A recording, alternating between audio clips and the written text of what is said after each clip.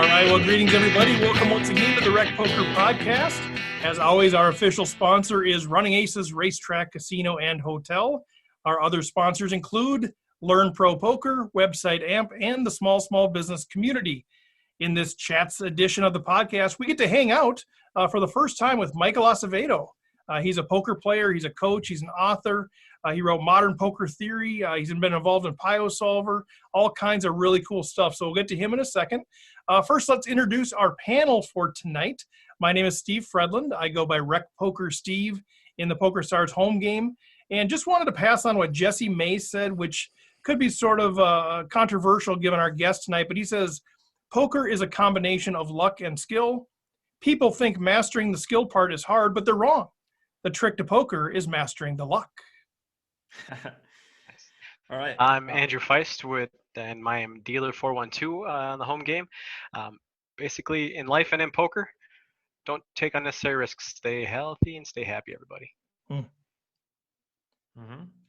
right. Hey, guys. Thank you very much for having me. Well, I'm Michael, and let's see how this goes. I'm very excited to join in recreational poker tonight. So let's see. Love it.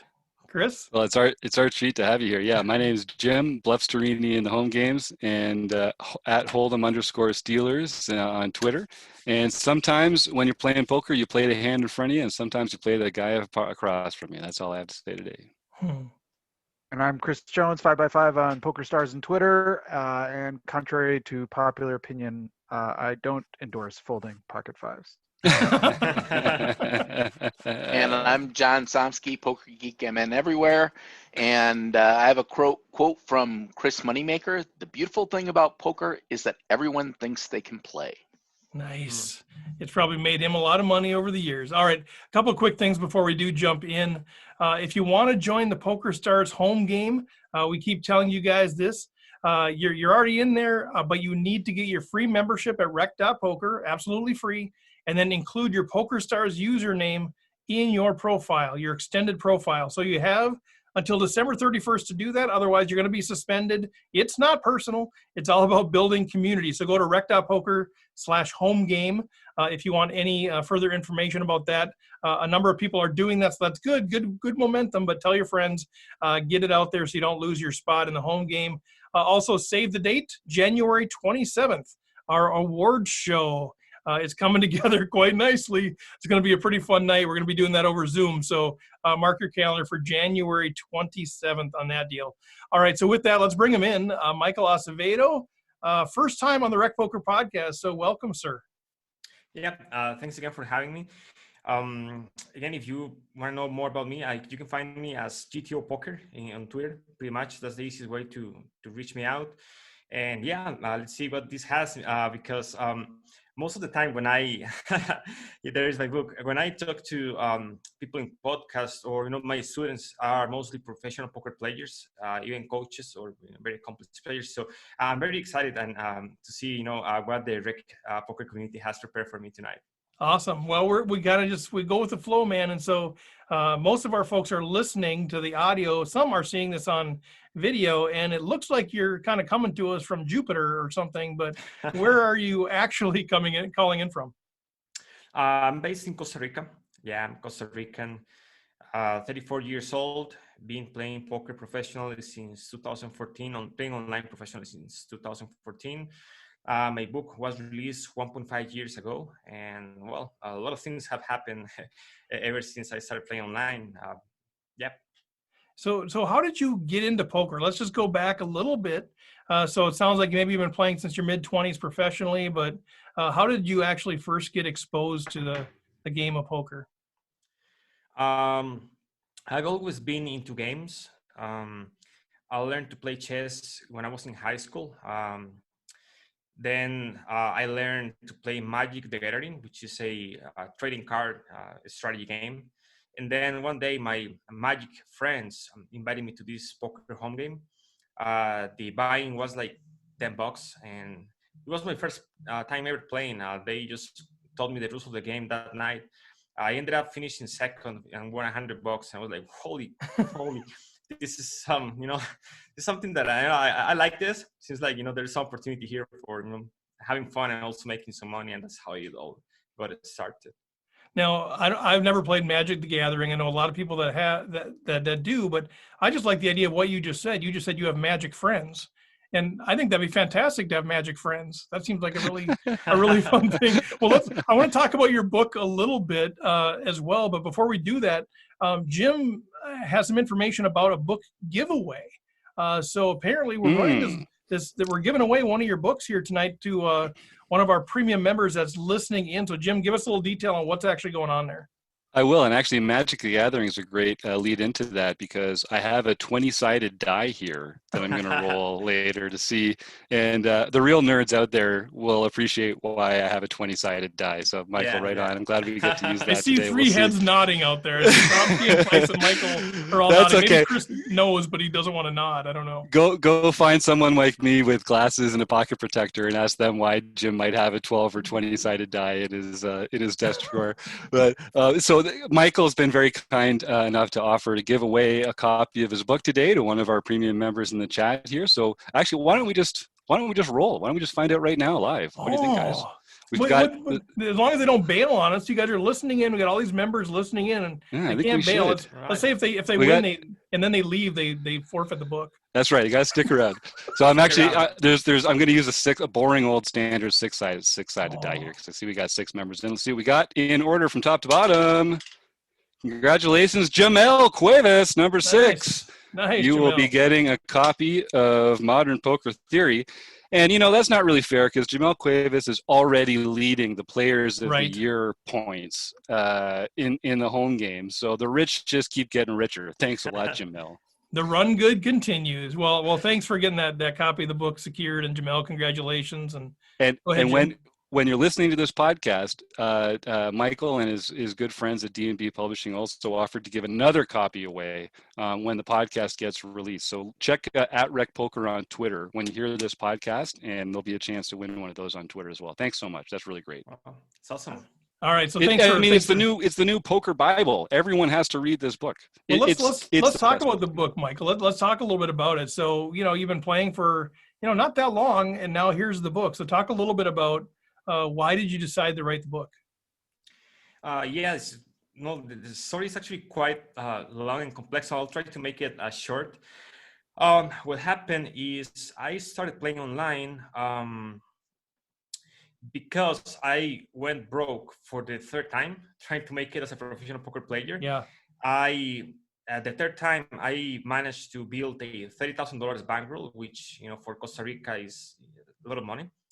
And I was fool enough to lend half of that money to my ex-best friend.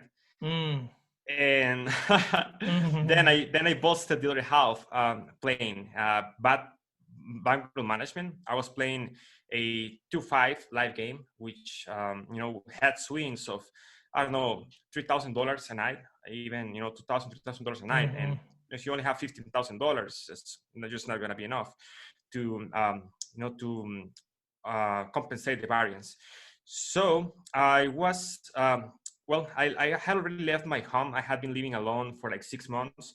I was paying for an apartment, and I used to live in this old wooden house, with cockroaches and stuff like that. I'm not high class or anything like that. Not even poor. I never had anything, I always had everything I needed, but I also wasn't rich, right? So just typical Latin American household, right?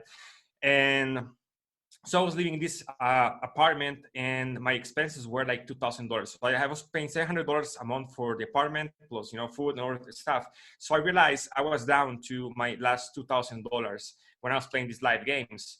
I had already quit my job like a year ago, something like that. I was working as a financial analyst and also in process improvement. So at that point, I had to make a choice. Do I go back to my day job and forget about poker for good, because it was the 3rd time I was going broke? Or do I go back to my mother's place and ask her to take me in? And well, she didn't approve me playing poker. She thought I was wasting my life. Yeah. So it was a very tough choice for me. So what I did was just take my $2,000 for covering expenses and just have food and stuff like that for the next few months, and I applied to a bunch of online poker tables. All of them, I think I applied, and only one of them took me. Actually, one of them replied to me, and they didn't accept me at first because I didn't really have online results to show up for Right. how good I was or anything like that. So they told me to send a hand history of a tournament I had won recently on Poker Stars where that made me $10,000. That was before it went broke. And so I sent the hand history. They said that I had a lot of leaks, that I had to work in my game. And I just told them, I understand I am probably not good enough to play online. No, online games are probably tougher than playing live. I mostly play live in casinos. But I'm a smart guy. If you give me the chance, I can learn. All I want is the coaching. So please put me in whatever games you want, like the lowest possible stakes you can, and just give me the shot to learn. That's what I wanted to learn. And so they took me in, and then I remember, I think in the first 6 months, I watched like 200 plus poker videos. I just started to consume everything I could, try to, get better. I even, it's funny because I even lost my girlfriend moving back to my mother's place and stuff like that, because she was used to the casino, like baller life where I will always have money and take her out every Saturday night, every Friday night. And then suddenly I was like, you know what, I can't go out tonight, Saturday night or Friday, because I have to play poker on the weekend because those are the best days. I need to stay here. I need to have a good night's sleep. I need to study poker. And shit like that. Too bad for her because now I'm crushing. And I even have a better girlfriend now. She's a lot prettier and smart and stuff like that. She was dragging you down, man. Nicely, good to move on. That was good to move that's on. the type of woman you don't really want to have in your life because she was just interested in different stuff, and I was trying to move ahead in life. She just wanted to have fun. So. Well, it takes a certain, relationships are hard. And, poker playing, I've never been a professional player, but I know it's a different lifestyle, it's a different mindset. There's different demands in your time. And so I think, you have to find somebody that can understand that piece of, okay, this is a week I can't do anything, I've got to be, investing here in my play. So good for you, man. That's exciting. And I'm curious, I don't think we've had anybody on the show actually talking about the idea of being part of a stable. And I think for some of our recreational players that are out there, they might be going, wait, you only had $2,000 and you applied to be part of a stable and they gave you coaching, and maybe talk a little bit about that concept. And is that something that still is active? Are people still adding people to their stables? Well, yeah, they do it very much. So there are a few of them online. The guys who took me in there called Poker, and well, here's how it works. Well, I'm not sure if they have changed something or they have different rules now. But basically, they offer staking. They'll give you the bank you need to play and the coaching, and then the deal is like 50-50 for the winnings. But the losses are being accumulated. So let's say you lose, I don't know, $5,000, right? And then you make 1K in a tournament, that gets deducted from the total that you are losing already. Right. If you make if you're behind 5K and then you make 10K, so 5K will cover the losses and then the other 5K will go half and half, and that's how it works. So yeah, they also of course will give you coaching, but they are very strict. Like they will be they request you to watch a minimum amount of videos, to participate in the forum, to be active in the community. And it pretty much works like a job. They will make an interview and all of that. It's crazy. But if these people are giving you money to play and investing time and money in you, they just have to make sure that you're really invested in what you're doing, right? Yeah, and they're paying you to go to school, basically, to learn the game. They're taking away the financial risk part of it. Yeah, you're losing some of the upside, but if you have upside, that's good, right? I mean, that's a good thing. So were you able to, once you reached a certain level, were you able to just like get out of it then? Could you, or you're committed to a certain amount of time, or could you just say, you know what, I think I'm good to go and I'm on my own, or how does that work? Yeah, so what happened is that, at first, I was not making any money at all. I was playing, they offered me to play $5, $8, and $10 tournaments to start with. And I was playing 2-5 live games. So I was, used to have, maybe $2,000 winnings in a night, or, $3,000, but also losses like that in a single night. And then at first, I remember I was making maybe $200 a month, which is crazy, right? So, Yeah. yeah. But luckily, I was living with my mother, and I also had like this last $2,000 with me. So that gave me enough to like 6 months of living. Then after the first 6 months, things started to pick up.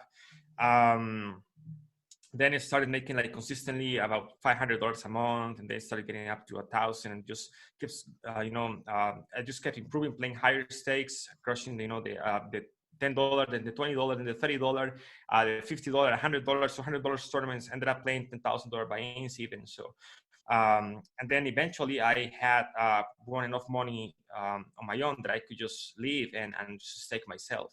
So that's what happened. Then when I had been with them for like 6 months, they hired one of the poker living legends, Joe Van Fleet Ape Styles. He is also a book author, one of the best players in the world. And so they hired him as a coach. I approached him on Skype and told him, I'm with poker, and is there any chance you give a discount for poker players? Because I would really love to have, a session with you.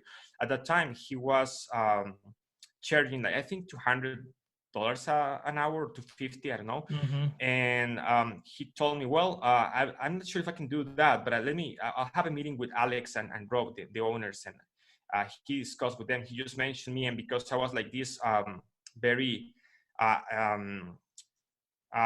very good student, they knew who I was, and I also helped them with some stuff for managing the business and improving the management, because I had experience in process improvement and stuff like that. So they gave me as a gift a couple sessions with Ape Styles. So in the first session with him, he didn't even coach me for 1 minute, because we connected immediately. I started showing him some of the GTO study that I have been doing on my own. I showed him also the heads-up display that I had built for Holding Manager, which was, I have been playing online for 6 months. Before this, I didn't even know what Holding Manager was. And then I built probably the best entities HUD in the world. I made one for Poker Tracker and one for Holding Manager. So I showed this to Ape Styles, and he was like, sorry, I don't know who you are or what stakes you're playing, but this is some impressive stuff. I have been playing online for like 6 months only, right? I was playing $22 entities back then, and he had this sick study group with guys like Stephen Chidwick, Elio Fox, Martin Kozlov, Daniel DeVores, Dylan Linde. So all of these 6 superstars, they get together once a week and they study GTO. And so he told me, you know what, maybe I shouldn't be doing this, but well, we get together weekly. We study one book, one chapter of the book Experts Heads Up No Limit Hold'em by Will Tipton a week, and then we discuss the stuff. So if you want to join us next week, we are already at chapter 5. You will have to study the first 5 chapters of the book and also learn how to use Hold'em. What is this? Card Runner CV calculator, right? Within 1 week. I was like, oh, of course I'm doing that. Yeah, let's go. Amazing opportunity. So Right. I just cleared my entire week. I didn't play. I didn't do anything else but study. And I will study the book daily and just send him my notes daily. So he knew that I was working on stuff. And luckily for me, that book is very, very math heavy. But I also, I major in physics. So the equations, the math, all of that was not like too difficult for me to absorb and to comprehend. So I managed to learn all of that in the week. And he, when I joined them in this study session, I didn't talk much at first. My English was maybe just also not as polished. I was nervous. Of course, I was these superstars. Like, who am I to be just Yeah, like, with them? geez, yeah. So towards the end of the session, Stevie was discussing a hand that he played in the $2,000 buy-in sit and go. And he made a fold on the river, and he folded the hand. And I told him out loud, I think if you're folding there, you're folding way too much. And everybody went silent. I was like, holy crap. Did I fuck up this? So, Mr. Chidwick, sorry. That's great. Yeah. So the call ends, and then Stevie adds me on Skype, and we start discussing. Yeah, he says that he's going to bed because it was late. I stayed up all night doing some math on the hand, And then I sent him everything that I did, all the calculations. He put that into card recipe calculator because there were no solvers like Pio Solver back then, right? So he put it there, and then he says, "You know what? You were right. I will give you some assignments for next week." I was like, "Oh."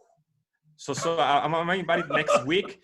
Oh my God. And then I just kept getting together with them weekly for a very long time, studying poker with them.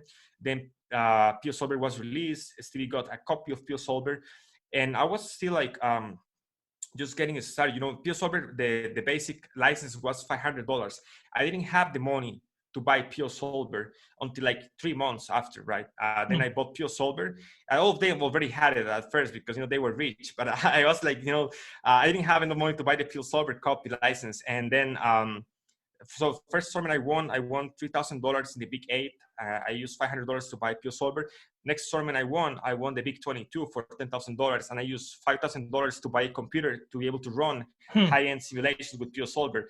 And then from there, you know, everything just I just started to learn and get so much deep into Pio Solver and GTO. And that got me here.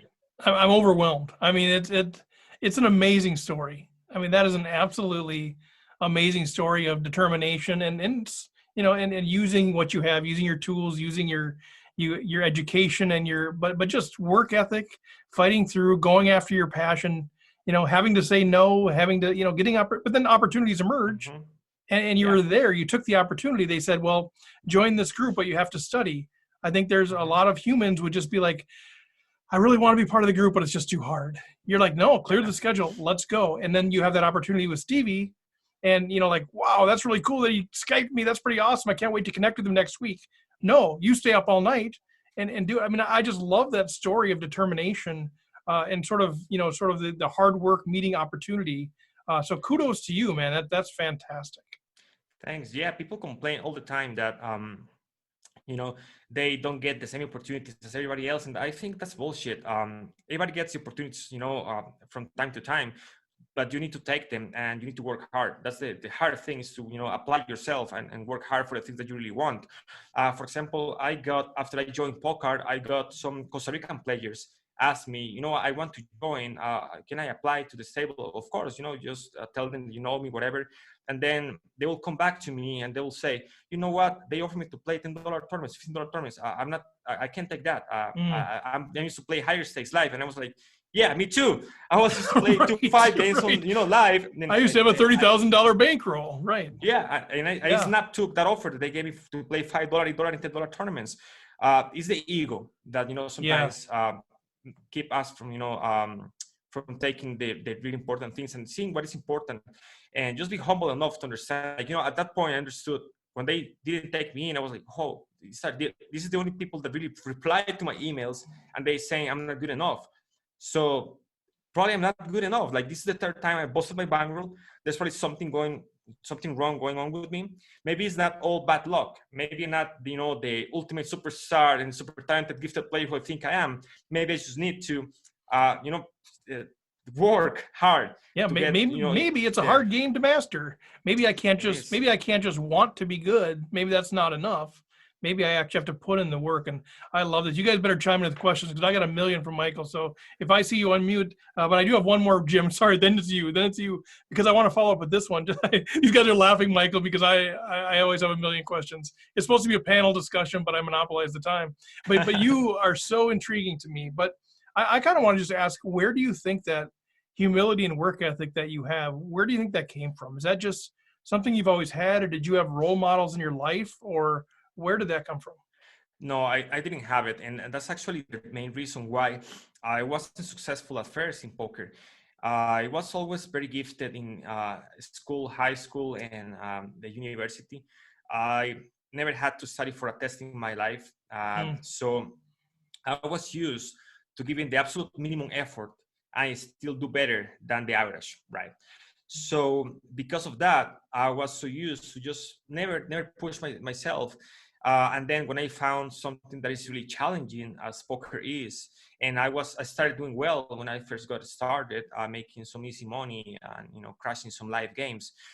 I thought that I was just super good at it, super talented, and that I didn't need to study or do anything like that. So it was the realization that I had already going bankrupt 3 times. So I had to ask this tough question to myself. Okay, Michael, what is it? Uh, are you really not good enough to make it? Or you could keep just telling yourself that, well, I'm not making it because I'm not pushing myself, and just keep, like that safeguard. So if I fail, at least I can tell everybody, I didn't really push myself. And I hear that all the time. People saying, you know what, I could have been a professional soccer player, right? But I just didn't even try, or something happened, I got like this injury or whatever, and they just have like just that safeguard for the reason why they didn't make it. I always thought that I'm just so unlucky, and I'm also not really pushing myself, so that's why I'm not making it. And then at that point, when I had to decide to go back to my mother's and explain to her how I was broke again, and how I had to swallow my pride and just ask her to take me in and tell her, you know what, I want to pursue this, I want to give it another shot. And yeah, so I just decided at that point, this time I'm going to give it 100%. If I fail now, then it will be time for me to look for something else.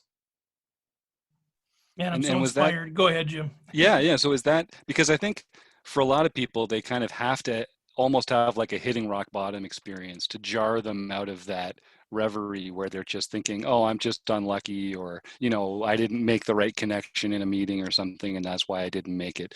Do you recall that actual moment where you were thinking to yourself like, I guess I actually need to change the way I think about this? So was there something about the situation that brought that about, or was it just a matter of time? Or let us in your head there a little. Yeah, it was exactly that. Finding out that I was down to $2,000, I had to pay rent again, and the rent was 700, and then food and other stuff. Like, okay, I'm broke. So, and then that point it got me thinking, Michael, what is it? Because I was just living a life. So, well, I will be going out partying, alcohol, drugs, girls, just wasting money, wasting my nights, my weekends. Every single day was a party day and a poker night. So that was pretty crazy. I pretty much wasted my 20s by by doing stuff like this. It was fun. I can't really complain. Got me where I am right now. But yeah, it was the realization that maybe if I had failed for the third time trying to make it as a professional poker player, it was because there was something wrong with me, and not because of bad luck, and not because of just variance. Yeah. Michael, I wanted to ask you, it's kind of follow up on some of the stuff you're talking about in terms of studying. I think one of the things that a lot of players, may want to get better, but may not really know, like, what's the best way to do that. I mean, I'll read some books and I don't really know how to study. And it seems like you've had a lot of experience, both sort of challenging yourself and then joining this kind of wonder study group. Like, what have you learned about, like, what are some of the best ways to study poker? What are some of the best ways to learn poker? Like, what have you learned about just studying in general that I think other players might be able to sort of learn from you? Yeah. Something that is really important is what is the name for this? Purposeful practice, right? And I think actually Dr. Tricia Gardner, she wrote a book with Gareth James about this. Actually, she helped me, and well, she and Elliot Rowe helped me. I also had tilt issues, and these are mind coach, right? So when I first joined poker as well, then they started giving me some webinars for poker, and at some point when I joined this study group with these super sick players, I was also working kind of part-time with poker management. I was helping them with recruitment, with some of the micro-stake players that they start to bring in some people to play $1 and $3 tournaments. And so I was in charge of bankroll management, recruiting, reading the applications, interviews, managing the guys' bankroll, all of these things. And then I also put in place some structures that help them have a better control over their business, and then they move some of these practices that I implemented into the main business. So I was working with them, and the deal they offered me was, well, any player you bring in, you get 20% of whatever they make for life. Then if they move from poker light to the main poker, you keep doing that. If they get to play, $1,000 or $10,000 buying tournaments, you still keep 20% of them. So, well, at first that thing wasn't really making me much money. But then after 6 months of working on that, it started to make some money. So I was making like some $600 passive income from that. And then it was just going to keep building and building. But I joined this study group, and I got to a point where I was doing so much. I was like trying to study poker with these guys. I was trying to play poker, reaching my 600 games a month, whatever that they had, they requested from me, and also doing this part job. And I just couldn't do everything. It was overwhelming. So I had a session with Dr. Tricia, and I asked her exactly that, like, what should I do? And she told me, well, you have the brain power, and you also have something that is very, very important, and that is the connections, the access to the study group. So, what is your dream? What do you want it to be when you started playing poker? Do you want to be a top poker player, or are you happy with being a very good manager for this business part, so you can devote to this and just make money? What is it for you? Are you here for the money, or are you here, to play poker? What do you like? And I was like, well, I really love playing poker. I like this. I like the study. So this is my passion. And she told me that she thought I really had a shot. So I just kept going with it. And then, well, I started putting a lot of effort into learning how to study properly. And right now, for example, I recommend to my students, if you're first getting started with poker, let's say you have 10 hours a week to play poker or whatever, 10 hours, just take 2 of those 10 hours and play, and take your 8 hours and study. A study could be watching poker content, seeing, a Twitch channel, something like that, reading a poker book. Then gradually, as you become better, you start to allocate more time to play and play and play, because at first you're not going to be profitable. So the more hands you play, it's actually going to cost you money, because you're not a profitable poker player, right? So just play enough for you to keep your toes wet, right? So you just keep touching the waters and making sure that you're not just detaching yourself from the game itself, but then learn the basic stuff.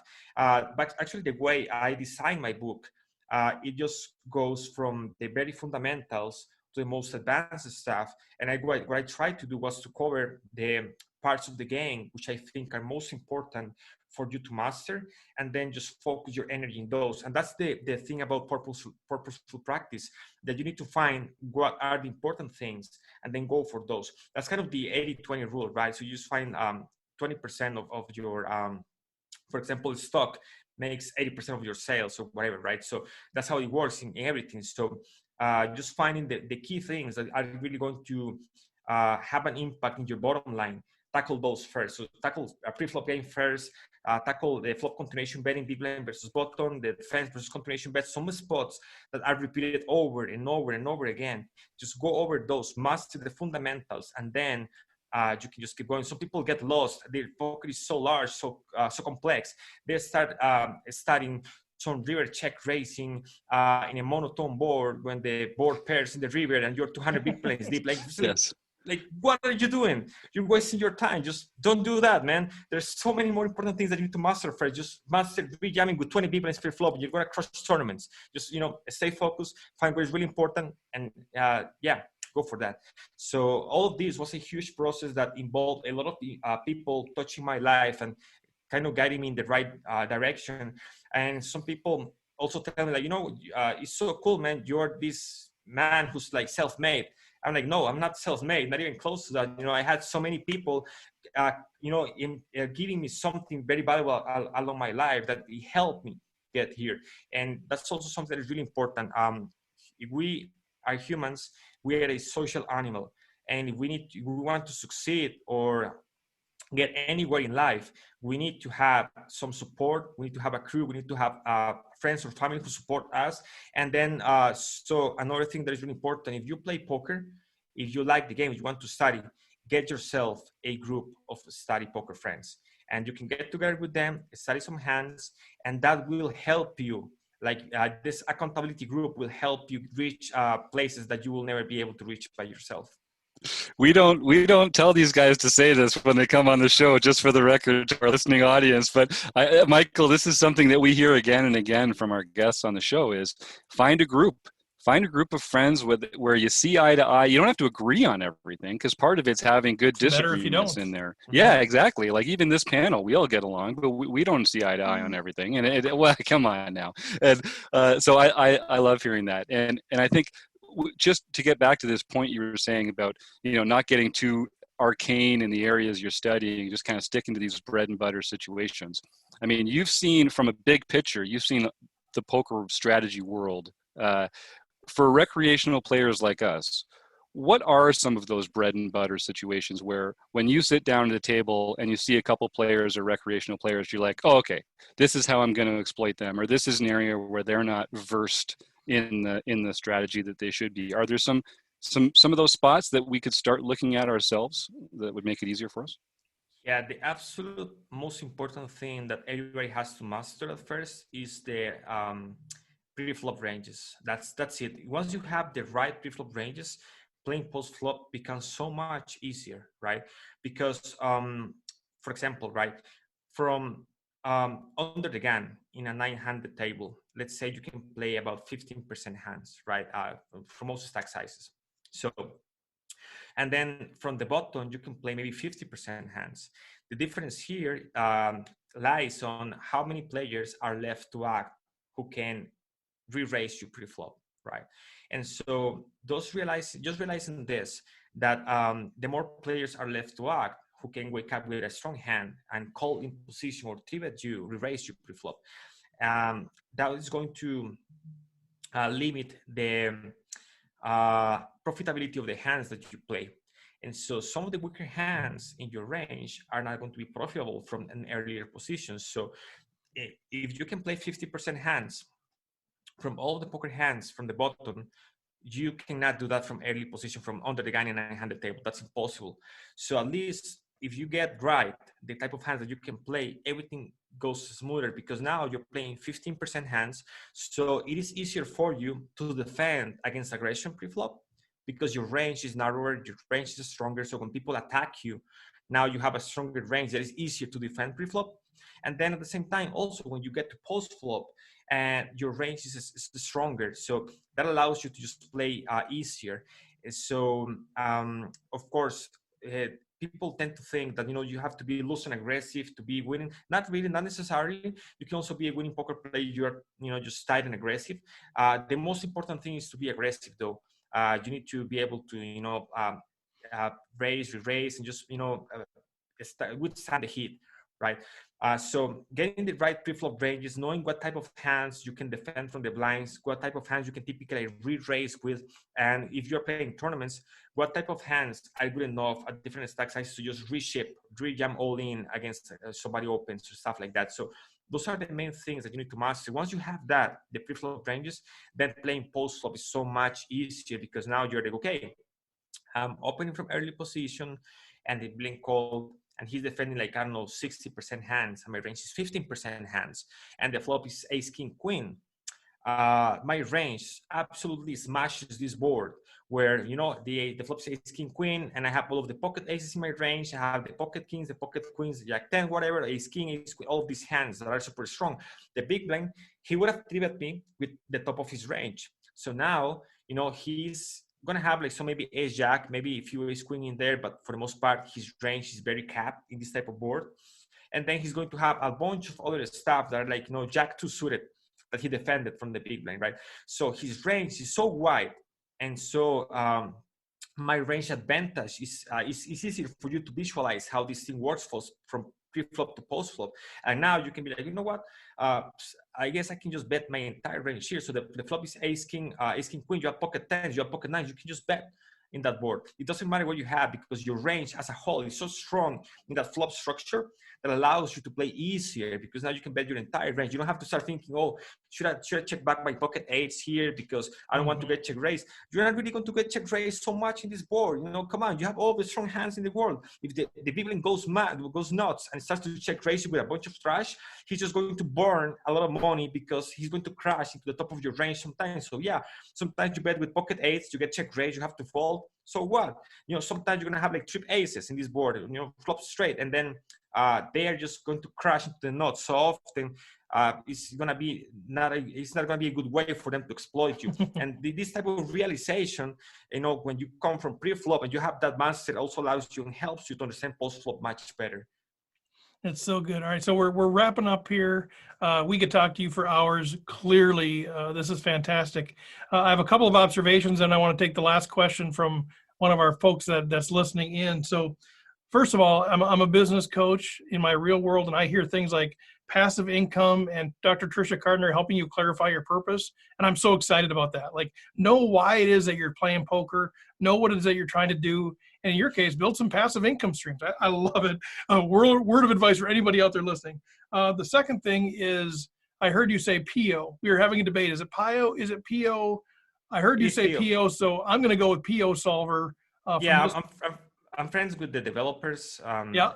When I first started, with this study group and all of that, I became super active in 2+2 forum, and I was like constantly posting suggestions and stuff about the solver. So they invited me to be a beta tester for the software. So I will get like early releases. I'll just give them my feedback, my ideas, and they will continually incorporate some of my ideas into the software to make it, more user friendly and basically improving the graphic user interface, stuff like that. And so yeah, the creator's name, his name is Piotr. So he named the solver after himself. So it's there Pio. it is. Because it's been a mystery. We hear it all the time, different ways. We heard it from the horse's mouth. All right, Pio Solver. Let's do it. Pio Solver, everybody. All right, and then so the last thing I want to try to bring up there is we have a question from Jamel Cuevas. Actually, the gentleman who won your book, Modern Poker Theory: Building an Unbeatable Strategy Based on GTO Principles. That's the book. Kind enough to give one away. Jamel won it, but he has a question for you. First of all, he says, great story and seeing hard work pay off. As you approached winning, then he says, as you approached winning low stakes tournaments online, are you using GTO solutions or just exploiting common mistakes more often? Yeah, if you want to be successful, you need to understand both. Like, okay, it's easier for you to exploit other people if you understand the equilibrium strategies. Now, when you study GTO game theory, you should be trying to play like the solver, or just to replicate the charts and just be playing a robotic style. The purpose of studying GTO is to understand the game better so that you can make better decisions based on the information that you have, right? So a very easy example, like it would be this one. Let's say you raise from the cutoff, middle position, big blind calls, whatever you are, like, I don't know, 20, 40 big blinds deep tournament. Big blind calls, and the flop comes, let's say, Jack, King, right? So it's a pair board. If you have done your work and you have run a few simulations, you will know that in equilibrium, in a pair board like this, you can just go ahead and min bet. You can make the minimum bet possible, one big blind, or 25% pot where something small that will work really well, and you can bet your entire range, right? So this is the standard, like the equilibrium play that you will play against somebody who is tough, who's going to be playing back at you, check raising you with a wide range, strong hands here, and the thing you need to understand is that in this type of board structure that has a pair, basically the big blind range is going to be very polar here. The big blind is going to have a bunch of stuff like Jack 2 suited, Jack 3 suited, Jack 4 suited. He's going to have trip jacks a lot here. And even Jack 8 offsuit, Jack 9 offsuit, stuff like that. He's going to have a lot of Jack X. And then a bunch of trash. Like, what is he going to do with the 8-5 suited that he defended pre-flop that now has just a pure airball, right? So the correct strategy for the big blind to defend against the continuation bet here is to play his range as a check raise mostly. right? So he's going to, because his range is so polar, right? He shouldn't have much of a calling range. His range wants to raise because it has a bunch of jack X, and then he has a bunch of air that he can use as a bluff for this check raise, right? So if you're playing up against a good player who understands this, you want to play your GTO strategy, and that's bet very small, your entire range, because now you force the big blind to react to your bet, right? And so he has to do something, and against this very small bet, when he has a very polarized range that wants to raise or fold, now you're going to get a bunch of folds, and he can easily fold 50% of his hands on the flop against this min bet. And that gives you such an immense amount of information right away. You know, if your opponent check raises or if he folds, and you can know this right away with the minimum investment possible, just one min bet, right? So this is theory. Now, if you know the big blind is a calling station, right? And you have ace jack, you have trip jacks with an ace. And you know that this guy, he's not going to adapt. He's not going to be check raising you with some backdoor straight or type of hands to, you know, to play back at you. He's not going to do that. If he has a king, he's never folding. So against this player, what you want to do is just bet large. So you go ahead and you bet pot, whatever, with your trips. If he has a king, he's calling. If he doesn't, he's just folding, right? So just bet large and then go for 3 streets for max value against this guy. And that's how you deviate and you exploit a weaker player who, you know, you just find this leak and you can attack that leak this way. But the best way to understand a leak, and if it is a leak in the first place, is to understand, you know, how the theory applies in these spots. And that's how you play a combination of, you know, GTO with exploitative poker. I love it. I think that's, you know, the mistake I think a lot of people are making is just sort of it's one or the other, when really what I'm hearing is it's the foundation. It's the foundation. And then you build on that, you exploit upon the foundation.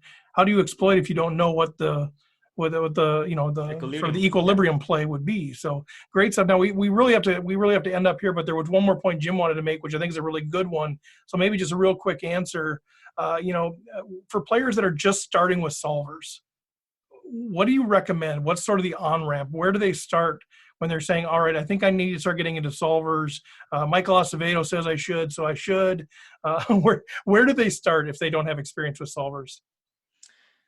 Yeah, the solvers themselves can be a bit overwhelming at first. Mm-hmm. So I'll actually recommend, you don't really need to study or own a solver to get good at GTO. For example, I've been coaching Patrick Antonius recently, and the guy is more of a live exploitive style player, right? So I'm not giving him a bunch of simulations for him to study.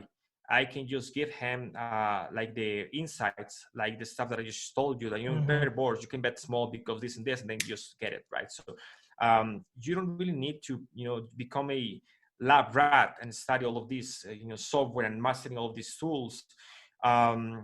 Because yeah, as long as you're getting like the meat of the stuff, you're getting what is really important, the concepts from it. So maybe start by learning some, getting some coaching or learning from videos or whatever, from somebody who is experienced with solvers. Because of course, if you're learning from somebody who's never touched a solver himself, then it's different, because he might not know what he's talking about, right? So it's different if you want to be a coach. But if you just want to learn, you can just find, you know, the good stuff from somebody who already knows, who's already done the work, right? For example, well, my book is a very good example of that. You just, you know, I put thousands and thousands of hours into that, and just, yeah, getting to the book, the meat, the most important stuff that you really need to learn. And I'm also currently working with Patrick and building a app and a poker app that is going to help people learn online all of this stuff. So that's something that people can find me in my social media, and there's going to be more of that coming soon as well. Awesome. So good segue into how do people connect with you? How do people find you if they like what they're hearing? Yeah, best way is just find me as GTO Poker on Instagram, Facebook, Twitter. And from there, you can, if you want to talk to me, you can connect with me by, you know, personal message, and then maybe Discord or whatever. There are many ways to contact me, but easiest is just find me at GTO Poker in Twitter or Instagram. All right, you guys. Well, I loved having you on the show. Sorry, we've been around for whatever, three and a half years. We haven't had you on the show yet. It's a crying shame, but you're here. we're excited to have you. Hopefully we can have you back in the future, talk about your next book or whatever that might be. But Michael, seriously, thanks for taking the time to hang around with Rec Poker Nation. Thank you very much for having me, guys. This was a lot of fun. And yeah, I'm looking forward to see how this ends. So cheers, guys. All right. See you next time. Take care, Michael. So you can head out if you want. Michael. Stick around if you want, or head out. We'll do some housekeeping things. But there he goes, you guys. Michael Acevedo, one of the big names in poker. Great mind. We didn't even talk about his mathematical background and some of those things, but just one of the great minds involved in Pio Solver, which we now know how to say for sure. But what do you guys think? What's sort of the feedback from you guys or the folks that are listening? Feel free to throw some in the chat. What sort of reaction did you have? Well, just I got to talk about the book a little bit because I used to smoke cigarettes, and what it made me quit was Alan Carr's The Only Way to Quit Smoking. And it was just a book that had he was saying the same thing a million different ways, and one of the ways will connect with you, and that's how you'll quit smoking. Michael takes so many different ways of teaching this, ways of talking about it with going through it paragraph by paragraph, all these amazing charts and everything like that. It's just lots of different ways to get that message into your brain. And I think because we all learn differently, having an approach like this to learning poker really, really helps. I can't recommend this book enough. And I don't say that about all the books that come on this. And plus Michael's still there, so you kind of have to say no. Jonesy, what are you thinking? I loved that example of the King Jack Jack hand, because I think that's the thing that I think people are, well, should I play GTO or should I play exploitive? And like people are like, I don't need that GTO stuff because players I'm playing, do this, so I can do this. But I think that's a misunderstanding of what that and I just love that example, because it's like, okay, you need to know to do this, because when you have absent of any kind of information, this is how you're going to play it. But when you see the guy across the table who's going to be calling you no matter what because they have the king, you're going to change the way you play. And it's a perfect way to sort of encapsulate that. So I loved hearing that. Well, and someday you're going to be past the stage where you're playing against the people that are all calling stations or all making mistakes. Eventually we're hoping to get past that, getting to the point where we're playing $1,000 buy-in, a $5,000 buy-in tournament, and be at the final table. And we can't just assume they're all going to be calling stations at that point. So I think we need to be grounded in something more than that. So I loved it too. I was like super intrigued by that whole example. And I think Michael be proud of us. We're grounding ourselves in those pre-flop ranges right now. Chris Jones is running the Focus study group, where once a month we get together and talk about that. We're starting off some weekly study groups for people to really get those foundations down. And I think, starting from a strong foundation and building up like they're all doing in the context of community, right? All of that's what we do. We're checking every box. Somsky, what'd you think of that? I thought it was an amazing story from beginning to end. I mean, just phenomenal. The work ethic that's clear there, and the humility and confidence. You have to have both as a poker player, and they're diametrically opposed, because you get some people who are confident without justification, and then you get people who have confidence in their ability to figure it out, but still know that they need to put in the work. So I thought it was just, if I was going to say, how do you go about becoming a good poker player? This is the podcast I'd have them listen to. I mean, not so much as for the ABC of this is exactly what you do, but this is the attitude you have to have. Yeah, I didn't know if I was at a poker seminar, if I was at like a keynote inspirational talk. I was taking notes about all kinds of stuff. So either way, I'm going to be a better person for having been part of that conversation. How about you, Andrew?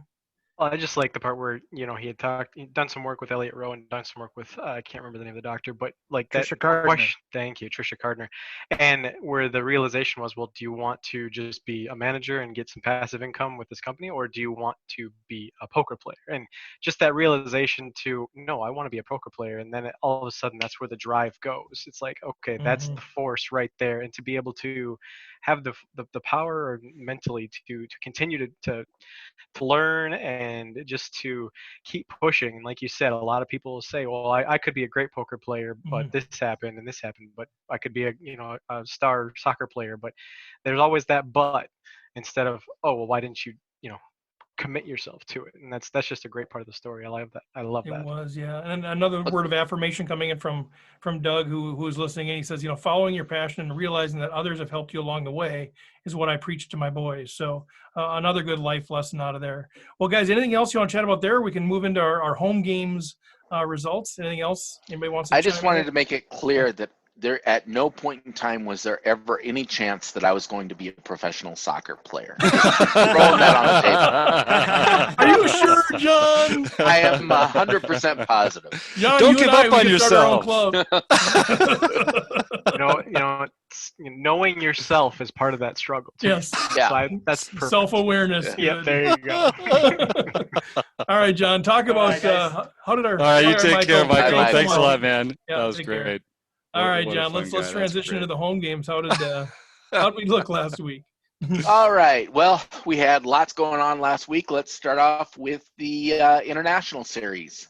We had Tron Vidar Stensby won his 6th international series. Racking 'em up. For those who don't know, we have moved the international series yet again. So from now on, it's going to be at 8 a.m. and 2 p.m. on Saturdays. Central time. Central time. So we're hoping that that's going to make it easier for more people to join the groups. So hopefully that'll give a little bit more resistance to Tron. That's what I was gonna say. Is this like a ploy to try to get Tron out of there and get Draybeck out of there too? Basically, yeah. And that's the second point is Draybeck, Megra 44, Doug Draybeck won his 5th international series. Cleaning up Yeah, on Saturdays, Doug. Well, I mean, those two have won well over half of them. So It's impressive. we've got to get a few more people starting to win. So them. what were the times again, John? 8 o'clock Central and 8 o'clock Central and 2 p.m. Central. And All right. we're in the middle of updating the calendar at rec.poker, and all the new times and events and stuff will be on the new calendar no time. So in Awesome. case you don't see it there, that's why. Oh, yeah, I forgot to let you know about that, Jim. I forgot you No. knew that part. On top of it. All right. Then we go on to our nightly series. On November 23rd, Mucking Fonster, Cheyenne Bhattacharya got his 2nd nightly Cheyenne, series nice. win. Keck Geek 65, Jacob Keck got his 8th nightly series win. Oh my God, we got to That's get him back. phenomenal. We got to get him back on the Tournament of Champions final table because we got to invite him along to talk about it next time. We had too much fun. Oh yeah, and his father, yeah. who is just Keck Geek, not Keck Geek 65, has been he's had several second places recently. I've noticed he's been pulling it up, almost getting to the victory lane. So hopefully he'll step it up here. I think they were heads up. One of them weren't they just? Yes, it was heads up. Oh man. Then Dan D. Resg What? got his Resg. Dan D. Resg Easy for got you to say. his or her first nightly series victory. Nice. Roadstar 33, Randy Smith got his 3rd nightly. Go get it, Randy. Gibber 3, Jim Gibson got his 2nd nightly. My second Flying favorite, Jim. Bricks, Sarah Hansen got her 6th nightly series. Another impressive feat. Yes, Sarah. Mm-hmm. And Hiker 10, she or he got their 1st nightly series victory. Congrats, Hiker. Starting to see some regular names in here. The cream is rising to the top. Absolutely. That's why my name's not out there. what falls to the bottom when the cream rises to the top? It's like Everything a chemistry experiment. Moving on. The high density stuff is on the bottom. But I will be in the TOC. I'm going to win that thing. I'm going to get my silver pin. Nice. No, I have called dibs. Oh, yeah, he I'm did. winning both TOCs. John month. did officially call dibs Oh, you on did? Twitter earlier. Yeah, I did. Sorry about that. Sorry, guys. All right, Sorry, well, Rec Poker Nation. There's Dibs always is next called. year, said the Minnesota sports fan. All right. Well, thanks, John. Anything else on the home game front? Do you want to talk? Maybe just remind folks about the January 1, what's happening if we don't get your January profile. 1st, if you have not already signed up and if you aren't, you don't have the membership recorded in your PokerStars username recorded in your Rec Poker profile. It doesn't need to be your Rec Poker name if you don't want it to be. Then you will be suspended. As of right now, this very second, we still have 179 players who are at risk of suspension. But that's So good that's quite a- progress. That was Yes. what was that, 250 or something? Not too long We ago? were at like 265 when we started. Okay, so keep going, you guys. Keep Yeah. going. Tell your friends, because when we get to the end, we're going to try to recognize names. We're going to try to reach out directly, that kind of thing. I don't know if we'll be able to, but take some burden off of the people that are involved in that, especially John, and get out there. If you don't have if you don't have a Rec Poker account, it's free. Go to rec.poker, get your free account. When you fill out your profile, there's an extended profile area. Click on that. Put in your PokerStars username. Boom. Wow, that's it. And you're good to go. If anyone notices anything, I'm trying to make this as easy as possible and trying to make it as clear as possible. I put out a little tutorial on rec.poker to help out. But if there's anything you know of that I could do to make it easier, other than just not have you sign up.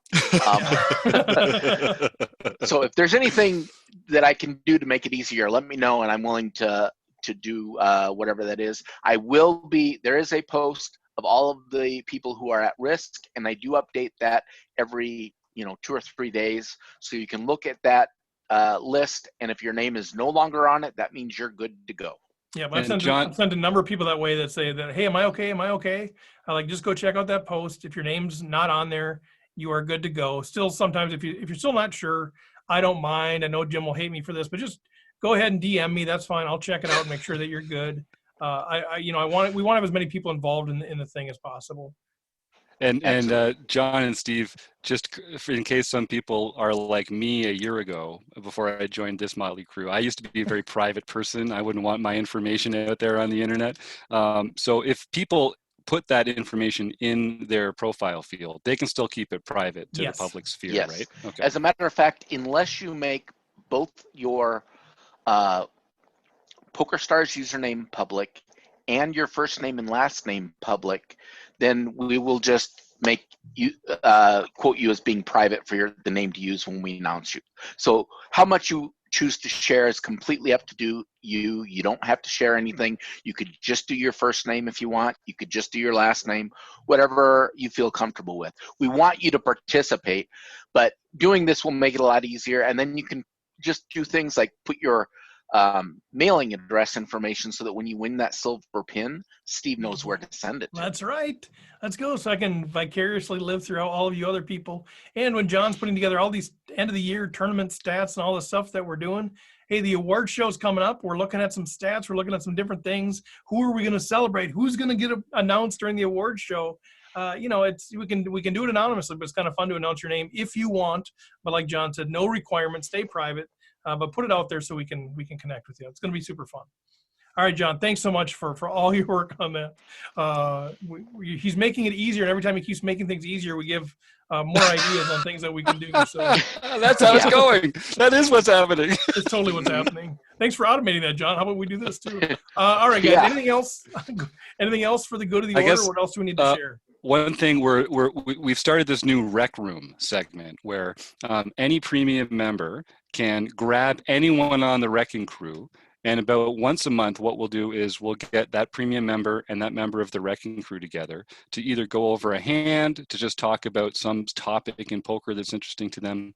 And so, and then what we're doing is we're recording those sessions, and we're going to start releasing those as just like a bonus podcast once a month or something like that.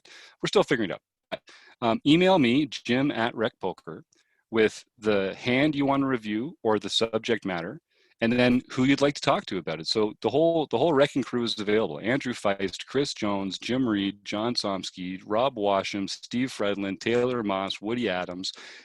Pick one that you like the look of or the sound of or whatever it is. If you go by smell, that's up to you. And email me and let me know. We'll get you together. You can spend 20 minutes or half an hour talking poker together, and we'll put that out on the pod. It should be a lot of fun. Awesome. Anything else you guys want to share? I just have one question. So recently, Joanne Bird said that she heard a commercial and thought that I was doing the voiceover for it. Yes. Now, I have never done voiceover, but I am interested, in case I need a fallback career, is this something I could do? So if anyone hears the commercial that sounds like me, I would really like to know what that commercial is, just so I can see what it is. And, maybe I can change my name and start getting some income on the side. Getting some royalties from it. Yeah, she was telling me that too, and she couldn't think of. And I actually went to her house to deliver. She ordered a pink sweatshirt and a mask, and I had a chance to hang out with her a little bit and bring her the merch. And we couldn't put our finger on what it was, John. But I love that. So if you hear a commercial that sounds like John Somsky, let him know, man. I can't think what anyone was thinking hiring someone that sounded like me, but that's beside that. I'd like to start, opening up to guesses, but that could get, that could inspire a lot of. That could go down a weird road. Yeah. I love that. That's so funny. All right, so with that, we'll wrap up there. I want to make one plug for the newsletter. If you're not on the newsletter, I would really encourage you to get on there. We have some really cool things that are happening, and the issue that are potentially happening too. Teaser for Reed Jatton, potential coaching opportunities for Rec Poker Nation. If we were recording this tomorrow, I might have something to announce, but I don't, which means it's going to come out on the podcast probably 2 weeks from now, which is going to be sort of late for the people that could potentially take advantage of this early. So I just want to say, encourage you, go to rec.poker, sign up for the newsletter. It's on the bottom of every page. That way you can get more timely updates. Man, we turn these podcasts around really quick within a week, which is really fast in the podcast world. But we have so many cool things happening that are really happening fast, especially as we approach the end of the year and the awards show, that I would love to have you guys all sort of plugged in more and more to that. So I really want to encourage you to jump on the newsletter, and we'll try to update you with stuff there and direct you to the website for all the updates. So with that, why don't we wrap it up there? Cue music. We'll thank our sponsors, Running Aces, Racetrack Casino Hotel, Website Amp, Learn Pro Poker, Small Business Community. Thank you so much, Michael Acevedo. Thank you to Chris, Andrew, John, Jim, and all of our guests. We'll catch you next time. Oh, I almost made it.